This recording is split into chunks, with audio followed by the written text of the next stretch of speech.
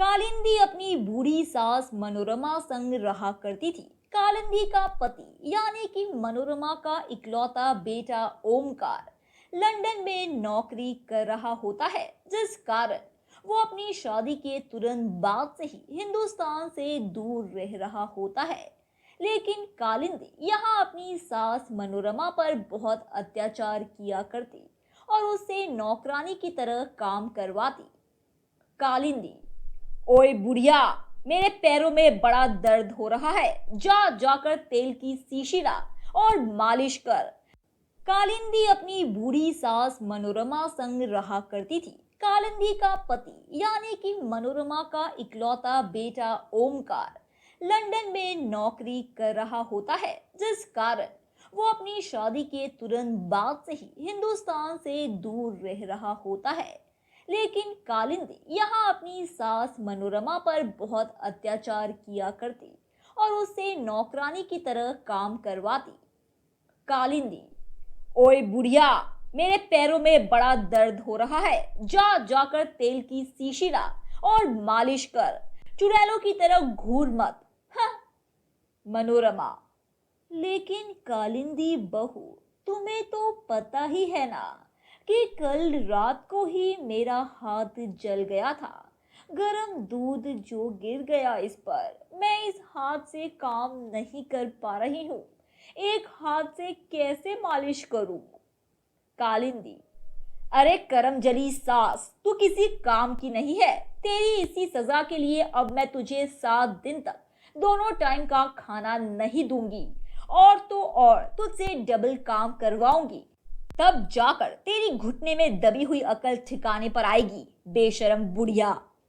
कालिंदी मनोरमा को 7 दिन तक खाना नहीं देती और खुद रोजाना 5 स्टार होटल से खाना मंगवा मंगवा कर ठूसती है। बेचारी मनोरमा भूखी रहकर बीमार पड़ जाती है, फिर भी कालिंदी को उस पर जरा सी भी दया नहीं आती। कालिंदी ही नहीं, उसकी माँ उर्मिला भी इस सब में शामिल होकर कालिंदी की काली करतूतों को बढ़ावा देती है। कालिंदी मनोरमा के पूरे कमरे में करंट छोड़ देती है, जिससे मनोरमा जमीन पर पैर रखकर करंट के प्रभाव से चीखने और दर्द से करहाने लगती है। मनोरमा, आ आ कालिंदी बहू, आ मुझे दर्द हो रहा है। कालिंदी, हा हा हा, क्यों रे बुढ़िया, बहुत बीमार रहती है ना आजकल तू। ये ले और भुगत, ताकि अगली बार तुझे अच्छी तरह से ये सबक मिले कि चाहे कुछ भी हो जाए तुझे काम तो करना ही होगा। उर्मिला, हा हा हा, कैसा लग रहा है समधन जी? हाँ हा हा हा, कालिंदी, इसे ऐसे ही तड़पने दे।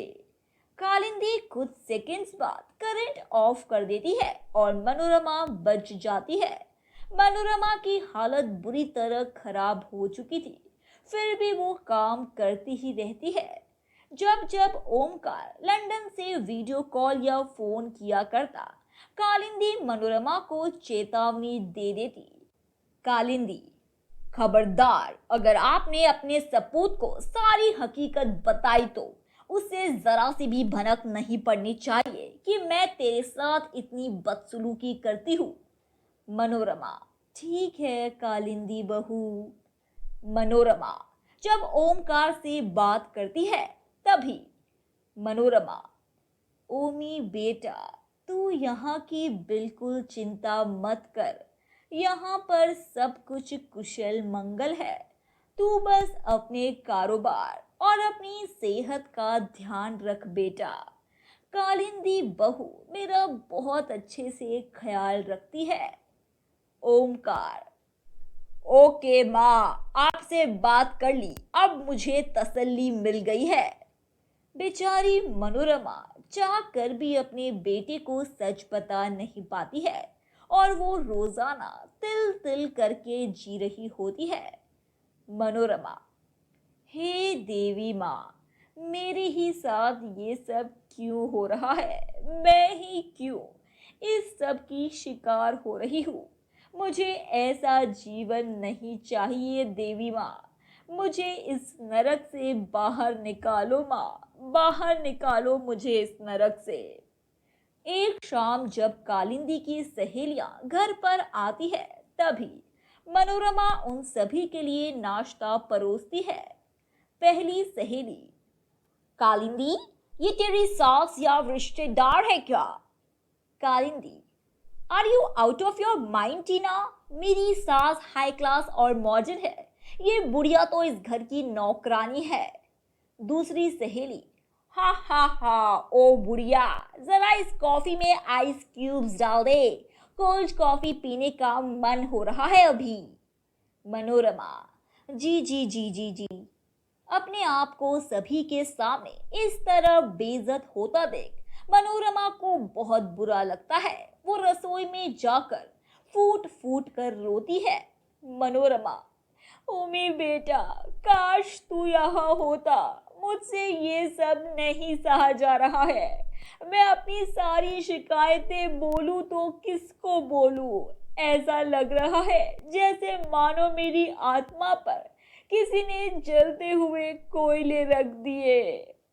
दिन प दिन कालिंदी अपनी सास मनोरमा संग बद से बदतर पेश आती। एक दिन मनोरमा को चक्कर आ रहे होते हैं, फिर भी वो सारी काम कर रही होती है। मनोरमा, अब बस ये साड़ी इस्त्री करके रख देती हूँ, उसके बाद मैं कुछ देर के लिए आराम करूंगी, वरना आज तो मेरी जान ही निकल कर रहेगी। लेकिन मनोरमा गरम इस्त्री को साड़ी पर रखकर बेहोश हो जाती है, और जब उसे होश आ जाता है तभी कालिंदी गुस्से से आग बबूला होकर मनोरमा को गरम इस्त्री का चटका देती है। कालिंदी, ये ले, मेरी इतनी महंगी साड़ी जला दी बेवकूफ बुढ़िया। मनोरमा, आ आ आ। मनोरमा को बहुत दर्द होता है। दिन बीतते जाते हैं और बढ़ती उम्र के साथ मनोरमा बहुत बीमार पड़ती रहती और उससे बिल्कुल भी काम नहीं हो पाता। वो दिन रात बिस्तर पर ही लेटी होती है। कालिंदी, डाकन कहीं की, बरगद वाली बूढ़ी चुड़ैल यहाँ पलंग तोड़ रही है। मेरी छाती पर मूंग दलने नहीं दूंगी इसे मैं। अब तू मेरे किसी काम की नहीं बुढ़िया। मैं ओमकार को बोल दूंगी कि तू लापता हो गई है, लेकिन तुझे अब यहाँ से जाना ही होगा। क्रूर कालिंदी मनोरमा को धक्के मारकर घर से बाहर धकेल देती है। मनोरमा घर से गेट के बाहर जा गिरती है और उसे गहरी चोट आती है। वो यहाँ से वहां दर दर भटकने लगती है।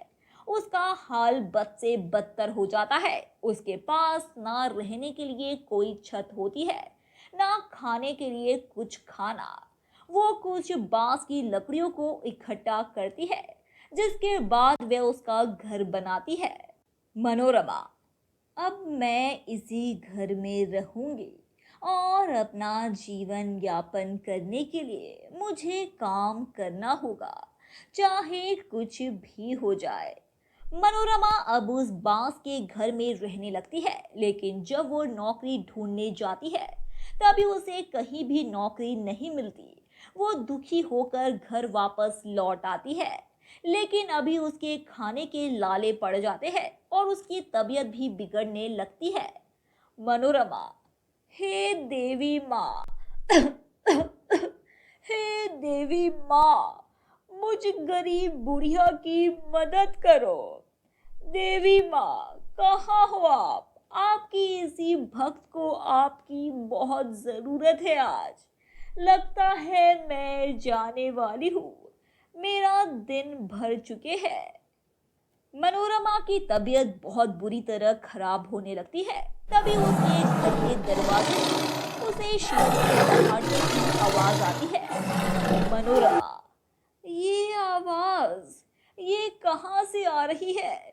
मेरे दरवाजे पर शेर, कहीं देवी माँ तो नहीं आई? माँ। मनोरमा झट से उठकर दरवाजे पर आती है और वो देखती है कि दरवाजे पर एक छोटी कन्या आई है, जिसे साड़ी पहन रखी है। वह उस कन्या को देखती ही रह जाती है। कन्या उसकी घर की तरफ देखती है और वो जादुई मंत्र बोलती है और मनोरमा के बांस के घर एक जादुई सोने के बांस के घर में बदल जाता है और बूढ़ी मनोरमा की तबीयत भी ठीक हो जाती है। मनोरमा, ये क्या? ये सब कैसे हो गया? ये तो करिश्मा हो गया। जय माता दी, धन्यवाद देवी माँ। मैं जानती हूँ आप इस कन्या के रूप में आई हो। जय हो देवी माँ। कन्या, मनोरमा, तुम अब इस जादुई बांस के घर में खुशी से रह सकती हो। इसमें तुम जो चाहो वो मंगवा सकती हो, जो चाहो वो कर सकती हो, क्योंकि अब तो तुम्हारे पास भी जादुई शक्तियां आ चुकी है। मनोरमा, आपका बहुत बहुत धन्यवाद देवी माँ।